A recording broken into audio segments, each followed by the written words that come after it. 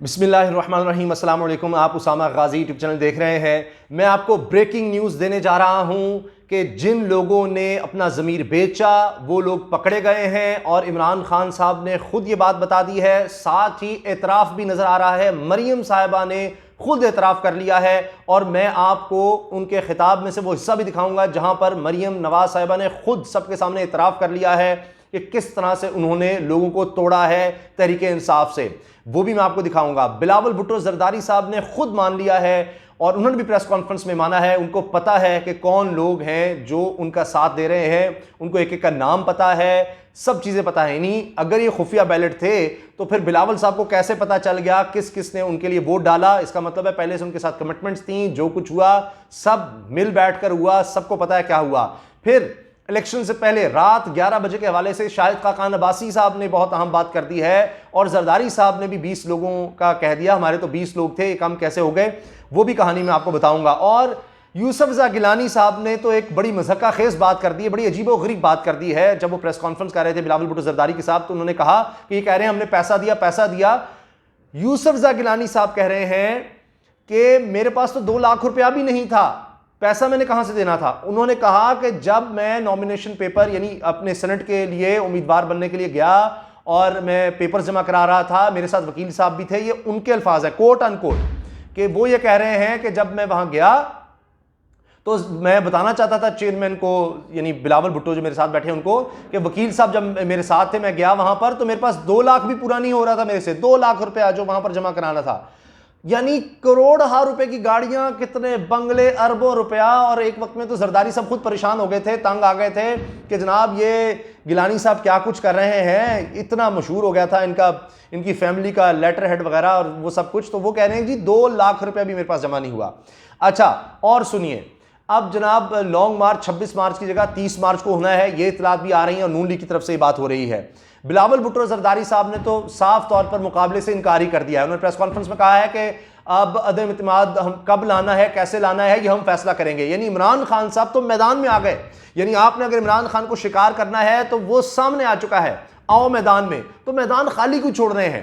अब एतमाद का वोट इमरान खान साहब ने जब हफ्ते को लेने का ऐलान कर दिया है तो आपके पास तो नंबर गेम आप कह रहे हैं। दूसरी तरफ जो लोग बैठे हैं उनके दिल आपके साथ हैं, उनके ज़मीर आपके साथ हैं। तो फिर ज़मीर सामने है ना, ज़मीर तो तब है जब वो सामने आए और दिखाएं कि वो आपके साथ खड़े हैं। तो अब जब आपने उनको इंश्योरेंसेस भी सारी दे दी हैं बकौल आपके, और मरियम साहबा ने सारा भांडा फोड़ दिया है। मरियम साहबा के अल्फाज मैं आपको सुना देता हूं। मरियम नवाज साहिबा ने जो कुछ कहा है वो मैं आपको सुना देता हूं। उन्होंने ये एतराफ़ किया है कि नून लीग का टिकट के वादे पर हमने लोगों से वादा कर लिया, नून लीग का टिकट देंगे। जब पकड़े गए तो जाहिर है कि उनको टिकट भी दिया जाएगा, पैसे के अलावा सारा कुछ होगा तो टिकट भी दिया जाएगा, क्योंकि जब इमरान खान ने पकड़ लिया तो फिर हम किस तरह से, किस मुंह से इलेक्शन लड़ेंगे? वो तो हमें तहरीक इंसाफ से टिकट भी नहीं मिलेगा। तो जब पकड़े गए तो टिकट आपने देना है। तो ये लोटाक्रेसी यानी लोगों को तोड़ना, हॉर्स ट्रेडिंग, ये है वोट को इज्जत दो। मरियम साहब एतराफ़ कर रही है कि हमने इमरान खान, तहरीक इंसाफ के लोगों को जो तहरीक इंसाफ में बैठे हैं उनको कह दिया कि नून लीग का टिकट तुम्हें देंगे। लोटे बन जाओ लोटे, हमारे लिए हमारे दरवाजे तुम्हारे लिए खुले हैं, हमारे बाजू खुले हैं जनाब, आ जाएं आप। वो खुद एतराफ़ करेंगे इस चीज का। और ये सुनिए आप, मुस्लिम लीग नून की टिकट चली है, मुस्लिम नून की टिकट चली है, आगे सुनिए। हाँ, जिसको तुम कहते थे उसकी सियासत खत्म हो गई है, आज उसी की टिकट पर की वादे पर लोगों ने मुस्लिम लीग नून और पीडीएम के कैंडिडेट को वोट दिया। अल्हम्दुलिल्लाह। आपने सुना कि उसी मुस्लिम लीग नून की टिकट के वादे पर लोगों ने पीडीएम और नून लीग के लोगों को वोट दिया, नहीं यूसुफ रज़ा गिलानी को वोट दिया। और इससे पहले वो जो जुमला बोल रही हैं, अगर किसी को शक है तो वो कह रही हैं कि हारने वाले आकर कह रहे हैं टीवी पर कि सेनेट के इलेक्शन में पैसा चला। फिर कहती हैं सेनेट के इलेक्शन में पैसा नहीं, नून लीग का टिकट चला। और फिर आगे उन्होंने ये अल्फाज बोले हैं, मैं आपको दोबारा सुनवा देता हूं। उसकी सियासत खत्म हो गई है, आज उसी की टिकट पर की वादे पर लोगों ने मुस्लिम लीग नून और पीडीएम के कैंडिडेट को वोट दिया। अल्हम्दुलिल्लाह रब्बिल आलमीन। देखिए, वादे पर, नून लीग के टिकट के वादे पर लोगों ने पीडीएम को वोट दिया। आपने सुन लिया? तो वो बात जो मैंने पहली वीडियोस में आपसे गुजारिश की थी, अर्ज की थी, वो सच साबित हो गई कि 9 से 12 लोगों का कहा गया। यूसुफ गिलानी जब जाकर मिले जाती उमरा में तो कहा कि वो लोग अगर पकड़े जाएंगे तो वो ये कहते हैं कि टिकट भी हमें आपने देना है, नून लीग ने, क्योंकि फिर तहरीक इंसाफ से टिकट नहीं मिलेगा। तो मरियम ने कहा कि बिल्कुल ठीक है, हम आपके साथ हर तरह से है, हॉर्स ट्रेडिंग हो जो भी है, हर हरबा आजमाएंगे। तो वो हर हरबे पर आ गए, लोग बिक गए। इमरान खान साहब ने उन लोगों को पकड़ लिया है, ये भी मैं आपको बता दूं। इमरान खान साहब ने ये कह दिया है कि मुझे पता है कौन लोग, मुझे पता था कि लोग बिकेंगे। अब उन्होंने उसके बाद ये भी कह दिया है कि लोग जो बिके हैं मुझे उनका पता चल चुका है, सबका पता लग गया है कौन कौन बिका है। तो लिहाजा वो लोग पकड़े गए हैं। पैसा कहां से चला वो चीजें भी सामने आ रही हैं, और किस तरह से लगाया गया, मरियम साहबा का इतराफ भी आ गया। और जो एतमाद का वोट लेने के बाद इमरान खान साहब जितने ताकतवर हो जाएंगे उसके बाद वो फिर उनका क्या हशर करेंगे, इस पर भी मैं बात करूंगा। लेकिन आप ये जरूर ज़हन में रखिए कि अभी एतमाद के वोट से पीडीएम निकल गई है। बिलावल ने बाकायदा ऐलान कर दिया कि हम ये फैसला करेंगे। अभी जो उनकी स्ट्रेटजी नजर आ रही है पीडीएम की, वो मैं आपको बता देता हूं। पहले वो जाएंगे संजनानी के खिलाफ, उनको हटाने की कोशिश करेंगे, यूसुफ ज़गिलानी को बुलाने की कोशिश करेंगे, लेकिन उसमें उनके अपने इख्तलाफात होंगे। यूसुफ ज़गिलानी अगर चेयरमैन सेनेट हैं तो फिर नायब चेयरमैन के लिए मानेंगे, डिप्टी चेयरमैन के लिए नून लीग कहेगी हमें दो, और फिर अपोजिशन के लीडर के लिए फजल रहमान साहब कहेंगे हमें दो। तो ये जो एडजस्टमेंट होनी है ये एक मसला है। उसके बाद 30 मार्च को, अब लॉन्ग मार्च का कहा जा रहा है, 26 नहीं 30 मार्च, उसके बाद अब उन्होंने वाज़ेह तौर पर, बिलावल भुट्टो के अल्फाज हैं कि हम पंजाब जाएंगे, अब पंजाब को बचाना है। तो अब वो पहले उस्मान बुज़दार के खिलाफ आएंगे, वहां पर उनके लिए ज्यादा आसानियां हैं, एमपीएज हैं, उनको तोड़ना। और जिस तरह से यूसुफ ज़गिलानी के चक्कर में उन्होंने काम चलाया है वही काम वो वहां पर चला सकते हैं, उनके लिए ज्यादा आसान है, इसलिए अब वो पंजाब जाएंगे। इमरान खान की तरफ अब वो देख ही नहीं सकते, वैसे ही कम से कम 6 महीने तक, एक दफा इमरान खान इत्तेमाद का वोट ले लेंगे तो फिर आईनी कानूनी तौर पर उनके खिलाफ तरीके से 6 महीने तक नहीं आ सकती, वो गेम दूर है। और एक दफा इत्तेमाद का वोट ले लेंगे तो इमरान खान वैसे ही बड़े ताकतवर हो जाएंगे अखलाकी तौर पर भी और कानूनी और आईनी तौर पर भी, तो उनके लिए मुश्किल हो जाएगा। तो वो अभी कप्तान के खिलाफ जाना बहुत दूर है और इसीलिए वो मुकाबले में आ ही नहीं रहे, वरना ये सुनहरी मौका था उनको गिराने का।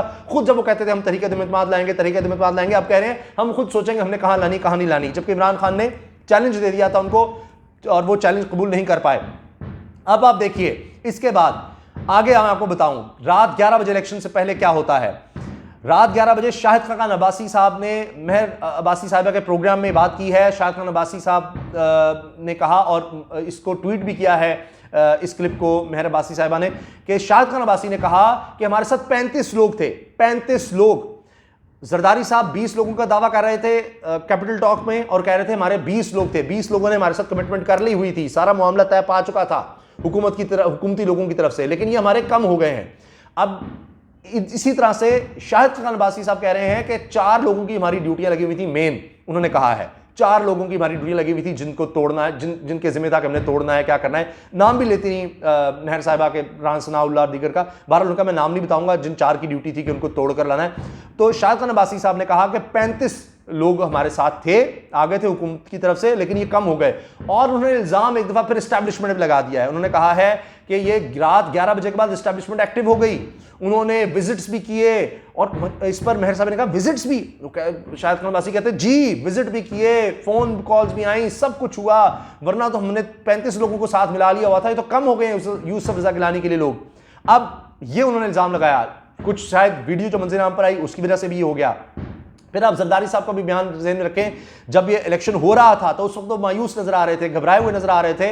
उन्होंने कहा कि जी वो तो इमरान खान तो गिर चुका है, वो नहीं गिरने दे रहे, तो उस वक्त भी उन्होंने ये कहा। और बिलावल साहब ने भी कहा कि एक भी मिल गया तो बड़ी बात है, क्योंकि उनको ये डर हो गया कि वीडियो और ये सब कुछ जो सामने आया है इसके बाद पता नहीं अब क्या होगा, जो कमिटमेंट्स थी वो लोग भाग ना जाएं। और दूसरी तरफ आपने देख लिया शाहिद खान अब्बासी साहब का, मैंने आपको बता दिया उनके क्या जुमले हैं, उन्होंने मेहर अब्बासी साहब के प्रोग्राम में क्या बात कही है। तो जनाब मुख्तसरन ये कि पैसा चला किस तरह, मैंने आपको बता दिया, इमरान खान साहब का बयान बता दिया कि वो लोग पकड़े गए हैं, पता चल गया है। अब रात 11 बजे के बाद शाहिद खान अब्बासी साहब क्या कह रहे हैं, क्या क्या होता रहा, और उससे पहले जनाब न्यूट्रल थे, अब फिर इल्ज़ाम लगा दिया उन्होंने एक दफ़ा एस्टैब्लिशमेंट पर। जब भी होता है कि कुछ ना कुछ वो इस तरह की गेम करते हैं, इसका मतलब है कि पहले आप फिर एक दफ़ा यानी डीलें शीलें चल रही थी। और अब जो लोग पकड़े गए हैं, इमरान खान साहब ने जिनका कह दिया है कि मुझे पता है कि कौन लोग बिके हैं, तो अब क्या होगा, एतमाद का वोट लेने के बाद क्या इमरान खान साहब उनके खिलाफ एक्शन लेंगे? ये एक और बहुत बड़ा रिस्क होगा, वो इसलिए कि इमरान खान साहब के पास बहुत कम मेजॉरिटी है और शायद पीडीएम तो ये चाहेगी कि इमरान खान उनके खिलाफ एक्शन ले, उनको निकाल दे पार्टी से। और बिलावल ने चैलेंज किया आप निकाल दे पार्टी से। उसके बाद क्या होगा कि वो जब आप 10 लोग निकाल देंगे, जितने भी लोग हैं 5-10 लोग, तकरीबन 10 लोग तो कम से कम है, तो उसके बाद तो फिर आपके पास मेजॉरिटी बिल्कुल ही खत्म हो जाएगी। तो इतना बड़ा रिस्क इमरान खान लेंगे कि वो उन सीटों पर क्या ज़मीनी इलेक्शन कराना पड़ेगा, उनके खिलाफ जाएंगे। तो फौरन पहले ही मरियम साहबा कह रही है कि उनसे वादा किया जा चुका है टिकट का, तो उनको तो नून लीग तो टिकट दे देगी, पैसा भी उनको दिया जाएगा इलेक्शन लड़ने के लिए, सब कुछ होगा। तो इमरान खान फिर क्या इतना बड़ा रिस्क लेंगे, इतना बोल्ड डिसीजन लेंगे? क्योंकि कोई नहीं लेता, कि आपके पास अपनी सीट है, कौन इतना बड़ा रिस्क लेगा? आराम से बैठे वज़ीर आज़म बने हुए हैं, कौन इतना ज़्यादा आगे जाएगा कि सब कुछ खत्म करने पर, हर चीज़ का रिस्क ले ले, सब कुछ लुटाने पर तैयार हो जाए अचानक से बगैर किसी इतनी कंपल्शन के? तो ये अब उसके बाद उनके खिलाफ एक्शन किस तरह लेना है, ये एक बहुत बड़ा सवाल है, क्योंकि इमरान खान साहब के बारे में ये कहा जा रहा है कि वो छोड़ेंगे तो नहीं। तो इसलिए अब वो लोग डरे हुए होंगे कि हमारे खिलाफ होगा। अगरचे में नून लीग ने टिकट का कह दिया है, गंदे तो होंगे सबके सामने, लेकिन क्या फ़र्क पड़ता है, यहाँ पैसा चलता है, नून लीग की टिकट भी आ जाएगी, तो उसके बाद हमें इतना मसला नहीं है, कोई नहीं पूछता यहाँ पर नून लीग कहाँ, लोटों को सब वेलकम करेंगे, तो बस ठीक है।